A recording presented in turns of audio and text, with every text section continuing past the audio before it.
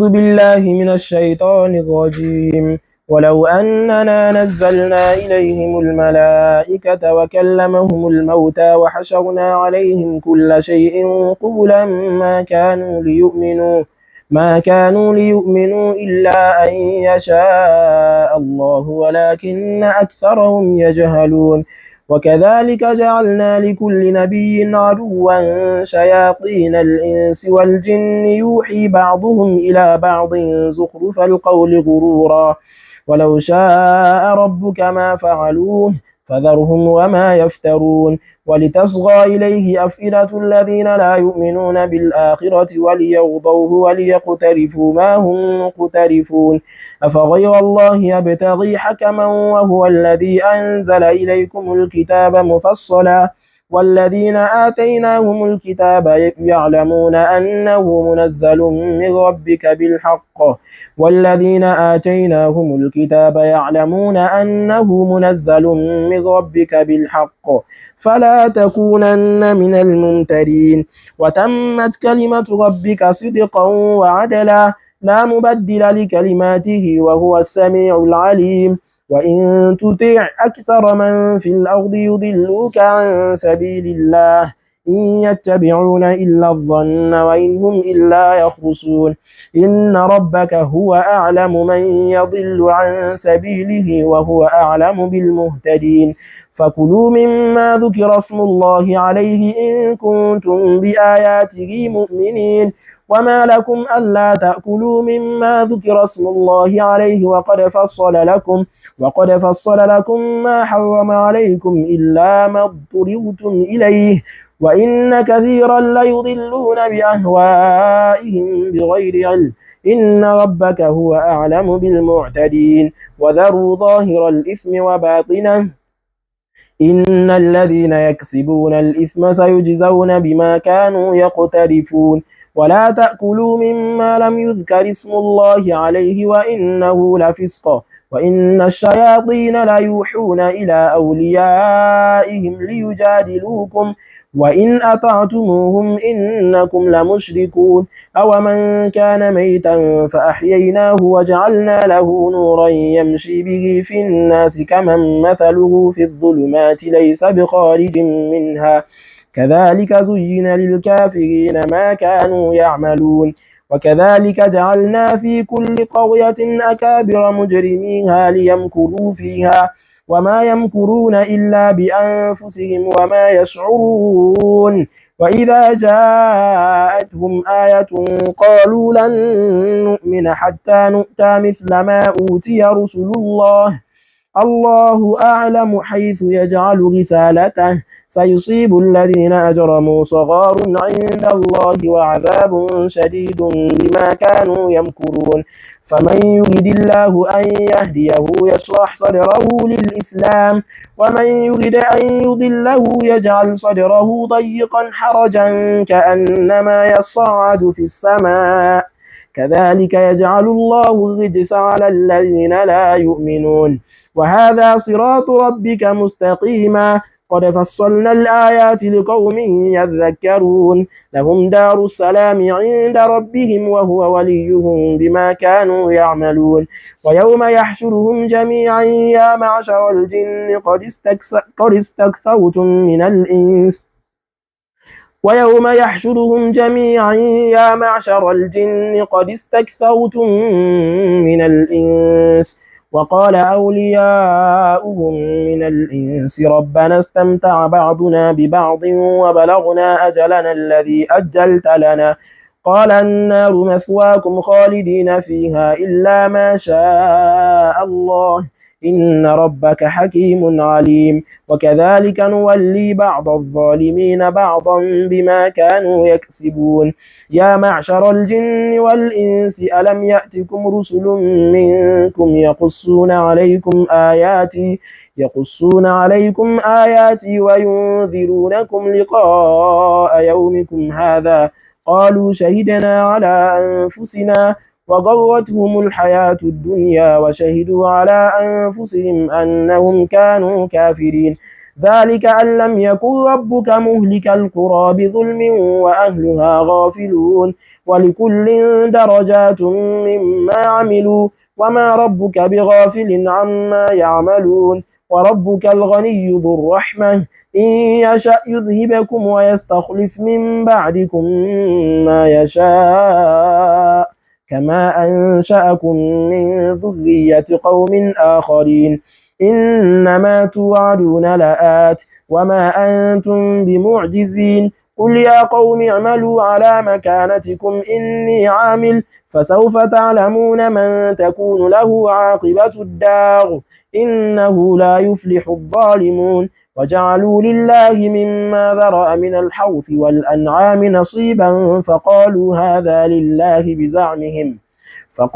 هذا لله بزعمهم وهذا لشركائنا فما كان لشركائهم فلا يصل إلى الله وما كان لله فهو يصل إلى شركائهم ساء ما يحكمون وكذلك زين لكثير من المشركين قتل أولادهم شركاؤهم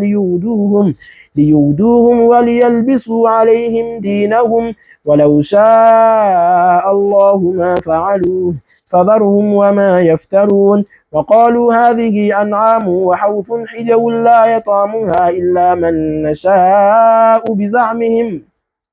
وأنعام حرمت ظهورها وأنعام لا يذكرون اسم الله عليها افتراء عليه سيجزيهم بما كانوا يفترون وقالوا ما في بطون هذه الأنعام خالصة لذكورنا ومحرم على أزواجنا وإن يكن ميتة فهم فيه شركاء سيجزيهم وصفهم إنه حكيم عليم قد خسر الذين قتلوا أولادهم سفها بغير علم وحرموا ما رزقهم الله افتراء على الله قد ضلوا وما كانوا مهتدين وهو الذي أنشأ جنات معروشات وغير معروشات والنخل والزرع مختلفا أكله والزيتون والرمان متشابها وغير متشابه كلوا من ثمره إذا أثمر وآتوا حقه يوم حصاده ولا تسرفوا إنه لا يحب المسرفين ومن الأنعام حمولة وفرشا كلوا مما رزقكم الله ولا تتبعوا خطوات الشيطان إنه لكم عدو مبين 8 أزواج من الضأن 2 ومن المعز 2 قل الذكرين حرم أم الأنثيين أما اشتملت عليه أرحام الأنثيين نبئوني بعلم إن كنتم صادقين ومن الإبل 2 ومن البقر 2 قل الذكرين حرم أم الأنثيين أما اشتملت عليه أرحام الأنثيين أم كنتم شهداء إذ وصاكم الله بهذا فمن أظلم ممن افترى على الله كذبا ليضل الناس بغير علم إن الله لا يهدي القوم الظالمين قل لا أجد فيما أوحي إلي محرما على طاعم يطعمه إلا أن يكون ميتة أو دما مسفوحا أو لحم خنزير فإنه رجس أو فسقا أهل لغير الله به فمن اضطر غير باغ ولا عاد فإن ربك غفور رحيم وعلى الذين هادوا حرمنا كل ذي ظفر ومن البقر والغنم حرمنا عليهم شحومهما إلا ما حملت ظهورهما أو الحوايا أو ما اختلط بعظم ذلك جزيناهم ببغيهم وإنا لصادقون فإن كذبوك فقل ربكم ذو رحمة واسعة ولا يرد بأسه عن القوم المجرمين سيقول الذين أشركوا لو شاء الله الله ما أشركنا ولا آباؤنا ولا حرمنا من شيء كذلك كذب الذين من قبلهم حتى ذاقوا بأسنا قل هل عندكم من علم فتخرجوه لنا إن تتبعون إلا الظن وإن أنتم إلا تخرصون قل فلله الحجة البالغة فلو شاء لهداكم أجمعين قل هلم شهداءكم الذين يشهدون أن الله حرم هذا فإن شهدوا فلا تشهد معهم ولا تتبع أهواء الذين كذبوا بآياتنا والذين لا يؤمنون بالآخرة وهم بربهم يعدلون قل تعالوا أتل ما حرم ربكم عليكم ألا تشركوا به شيئا وبالوالدين إحسانا ولا تقتلوا أولادكم من إملاق نحن نرزقكم وإياهم ولا تقربوا الفواحش ما ظهر منها وما بطن ولا تقتلوا النفس التي حرم الله إلا بالحق ذلكم وصاكم به لعلكم تعقلون ولا تقربوا مال اليتيم إلا بالتي هي أحسن حتى يبلغ أشده وأوفوا الكيل والميزان بالقسط لا نكلف نفسا إلا وسعها وإذا قلتم فاعدلوا ولو كان ذا قربى وبعهد الله أوفوا ذلكم وصاكم به لعلكم تذكرون وأن هذا صراطي مستقيما فاتبعوه ولا تتبعوا السبل فتفرق بكم عن سبيله ذلكم وصاكم به لعلكم تتقون ثم آتينا موسى الكتاب تماما على الذي أحسن وتفصيلا لكل شيء وهدى ورحمة لعلهم بلقاء ربهم يؤمنون وهذا كتاب أنزلناه مبارك فاتبعوه واتقوا لعلكم ترحمون أن تقولوا إنما أنزل الكتاب على طائفتين من قبلنا وإن كنا عن دراستهم لغافلين أو تقولوا لو أنا أنزل علينا الكتاب لكنا أهدى منهم فقد جاءكم بينة من ربكم وهدى ورحمة فمن أظلم ممن كذب بآيات الله وصدف عنها سنجزي الذين يصدفون عن آياتنا سوء العذاب بما كانوا يصدفون هل ينظرون إلا أن تأتيهم الملائكة أو يأتي ربك أو يأتي بعض آيات ربك يوم يأتي بعض آيات ربك لا ينفع نفسا إيمانها لم تكن آمنت من قبل أو كسبت في إيمانها خيرا قل انتظروا إنا منتظرون إن الذين فرقوا دينهم وكانوا شيعا لست منهم في شيء إنما أمرهم إلى الله ثم ينبئهم بما كانوا يفعلون من جاء بالحسنة فله عشر أمثالها ومن جاء بالسيئة فلا يجزى إلا مثلها وهم لا يظلمون قل إنني هداني ربي إلى صراط مستقيم دينا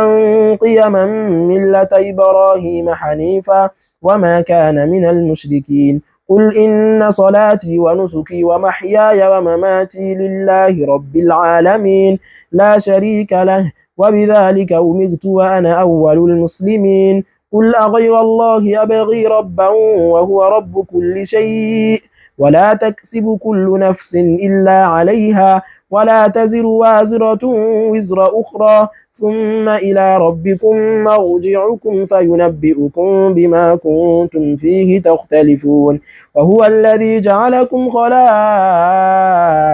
الأرض ورفع بعضكم فوق بعض درجات ليبلوكم فيما آتاكم إن ربك سريع العقاب وإنه لغفور رحيم بسم الله الرحمن الرحيم ألف لام ميم صاد كتاب أنزل إليك فلا يكن في صدرك حرج منه لتنذر به وذكرى للمؤمنين اتبعوا ما أنزل إليكم من ربكم ولا تتبعوا من دونه أولياء قليلا ما تذكرون وكم من قرية أهلكناها فجاءها بأسنا بياتا أو هم قائلون وكم من قرية أهلكناها فجاءها بأسنا بياتا أو هم قائلون فما كان دعواهم إذ جاءهم بأسنا إلا أن قالوا إنا كنا ظالمين فلنسألن الذين أرسل إليهم ولنسألن المرسلين فلنقصن عليهم بعلم وما كنا غائبين والوزن يومئذ الحق فمن ثقلت موازينه فأولئك هم المفلحون ومن خفت موازينه فأولئك الذين خسروا أنفسهم بما كانوا بآياتنا يظلمون ولقد مكناكم في الأرض وجعلنا لكم فيها معايش قليلا ما تشكرون ولقد خلقناكم ثم صورناكم ثم قلنا للملائكة اسجدوا لآدم فسجدوا إلا إبليس لم يكن من الساجدين قال ما منعك ألا تسجد إذ أمرتك قال أنا خير منه خلقتني من نار وخلقته من طين قال فاهبط منها فما يكون لك أن تتكبر فيها فاخرج إنك من الصاغرين قال أنظرني إلى يوم يبعثون قال إنك من المنظرين قال فبما أغويتني لأقعدن لهم صراطك المستقيم ثم لآتينهم من بين أيديهم ومن خلفهم وعن أيمانهم وعن شمائلهم ولا تجد أكثرهم شاكرين قال اخرج منها مذءوما مدحورا لمن تبعك منهم لأملأن جهنم منكم أجمعين ويا آدم اسكن أنت وزوجك الجنة فكلا من حيث شئتما ولا تقربا هذه الشجرة فتكونا من الظالمين فوسوس لهما الشيطان ليبدي لهما ما وري عنهما من سوآتهما وقال ما نهاكما ربكما عن هذه الشجرة إلا أن تكونا ملكين أو تكونا من الخالدين وقاسمهما إني لكما لمن الناصحين فدلاهما بغرور فلما ذاقا الشجرة بدت لهما سوآتهما وطفقا يخصفان عليهما من ورق الجنة وناداهما ربهما ألم أنهكما عن تلكما الشجرة وأقل لكما إن الشيطان لكما عدو مبين قالا ربنا ظلمنا أنفسنا وإن لم تغفر لنا وترحمنا لنكونن من الخاسرين قال اهبطوا بعضكم لبعض عدو ولكم في الأرض مستقر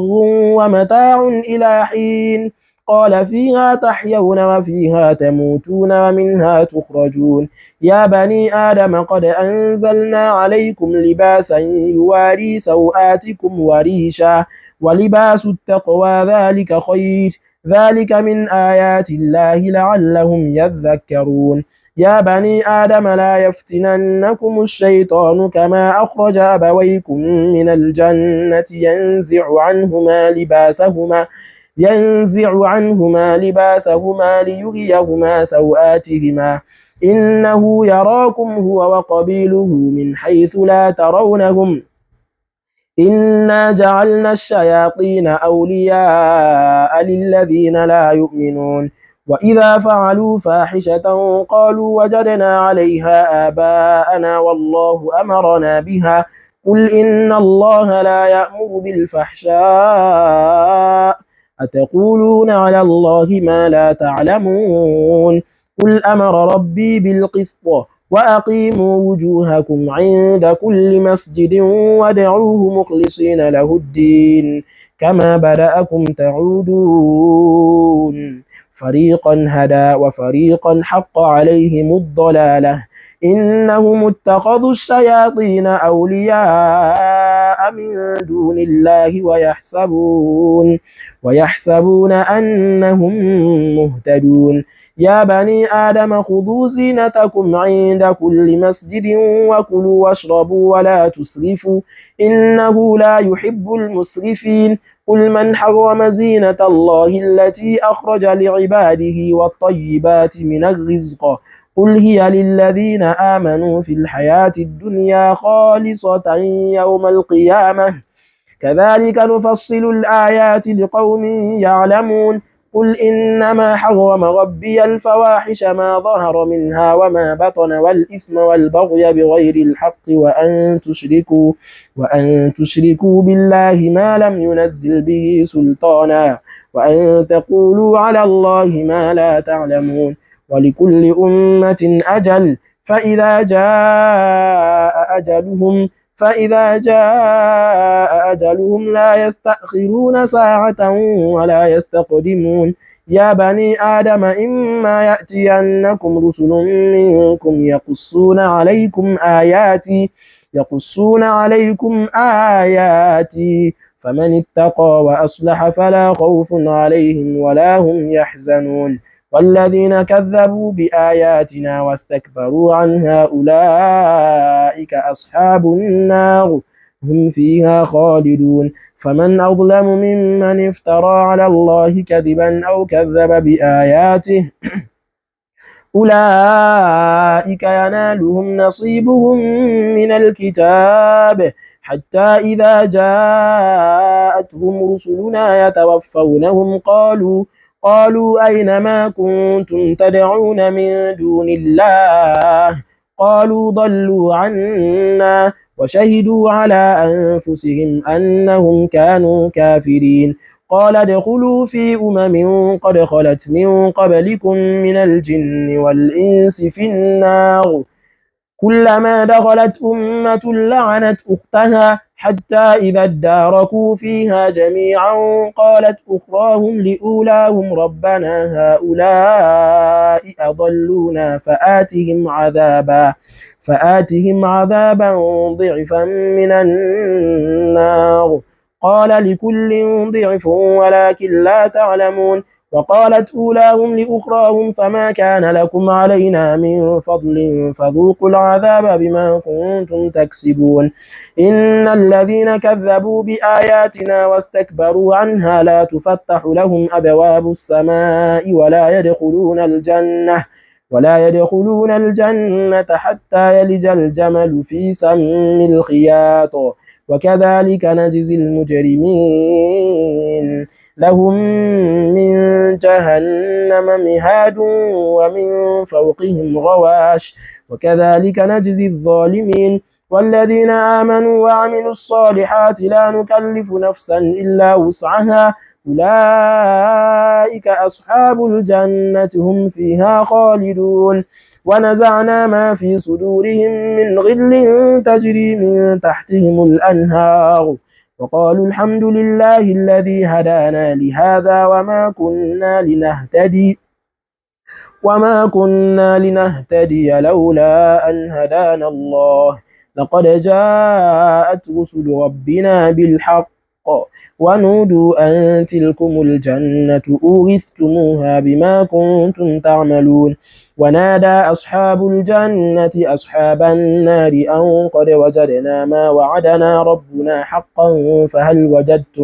فهل وجدتم ما وعد ربكم حقا قالوا نعم فأذن مؤذن بينهم اللعنة الله على الظالمين الذين يصدون عن سبيل الله ويبغونها عوجا وهم بالآخرة كافرون وبينهما حجاب وعلى الأعراف رجال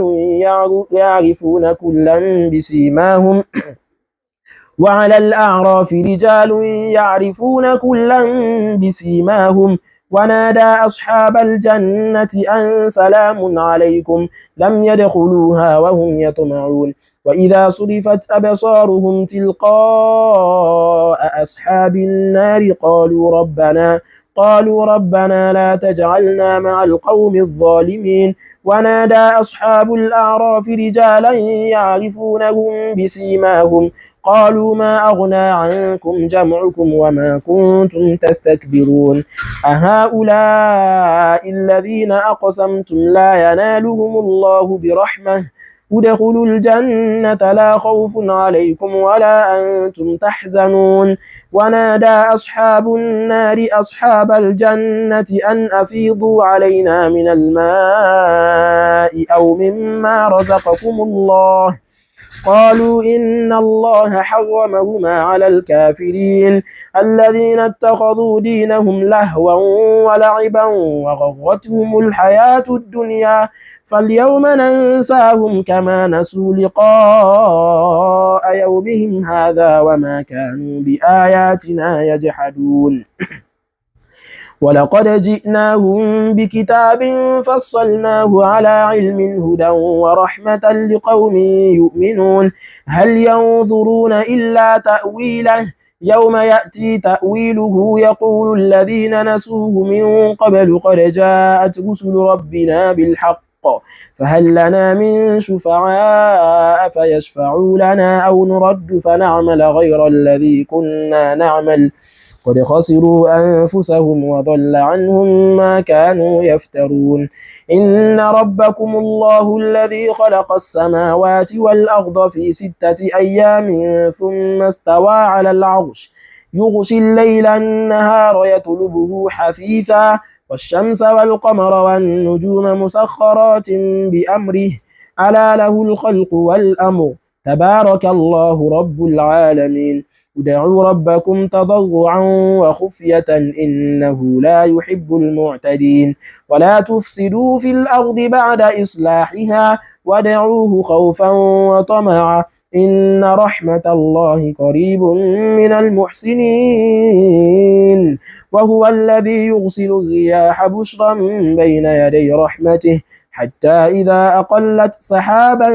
ثقالا سقناه لبلد ميت فأنزلنا به الماء فأخرجنا به من كل الثمرات كذلك نخرج الموتى لعلكم تذكرون والبلد الطيب يخرج نباته بإذن ربه والذي خبث لا يخرج إلا نكدا كذلك نصرف الآيات لقوم يشكرون لقد أرسلنا نوحا إلى قومه فقال يا قوم اعبدوا الله ما لكم من إله غيره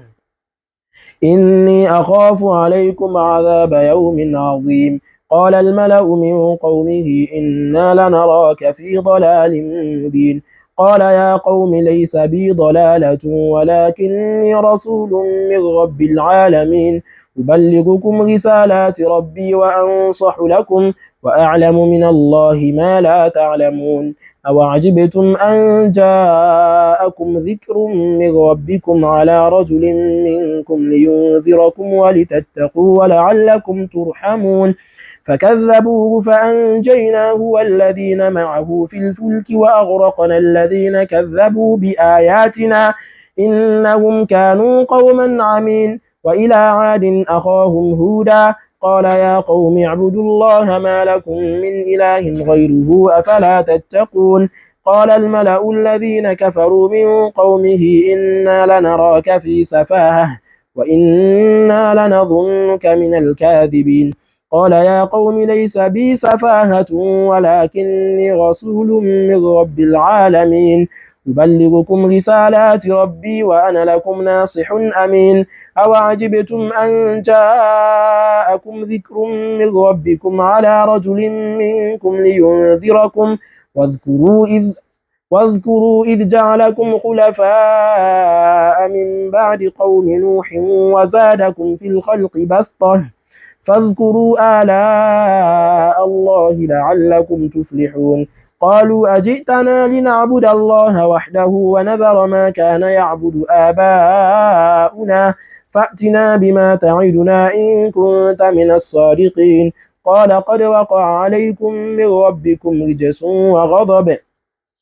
أتجادلونني في أسماء سميتموها أنتم وآباؤكم ما نزل الله بها من سلطان فانتظروا إني معكم من المنتظرين. فأنجيناه والذين معه برحمة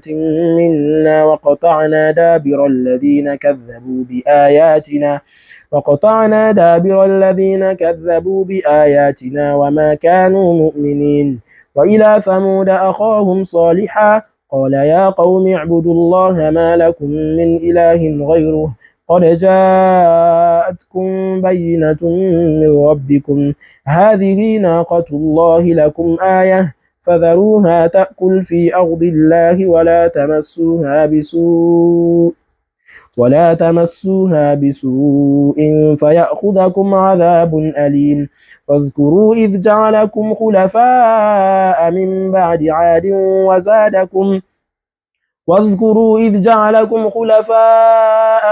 بعد عاد وبوأكم في الأرض تتخذون من سهولها قصورا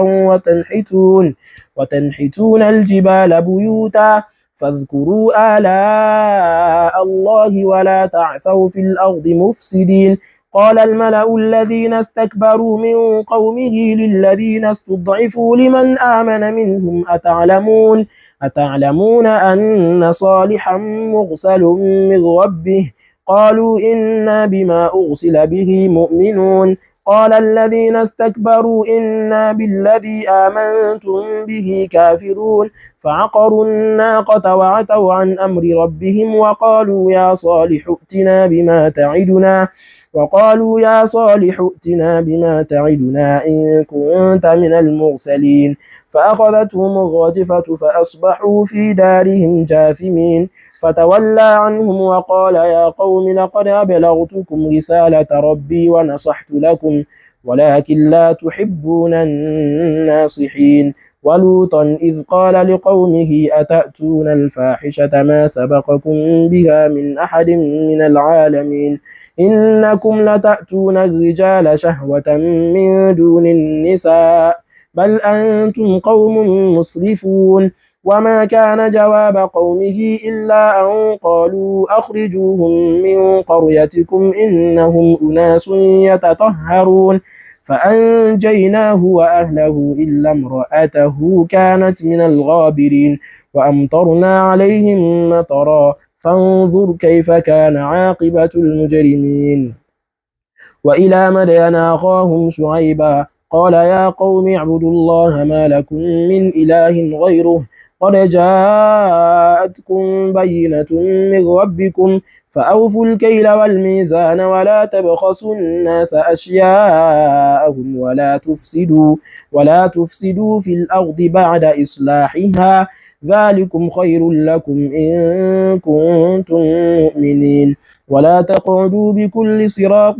توعدون وتصدون عن سبيل الله من آمن به وتبغونها عوجا واذكروا إذ كنتم قليلا فكثركم وانظروا كيف كان عاقبة المفسدين. وإن كان طائفة منكم آمنوا بالذي أرسلت به وطائفة لم يؤمنوا فاصبروا حتى يحكم الله بيننا وهو خير الحاكمين. بارك الله. آمين فيكم. ده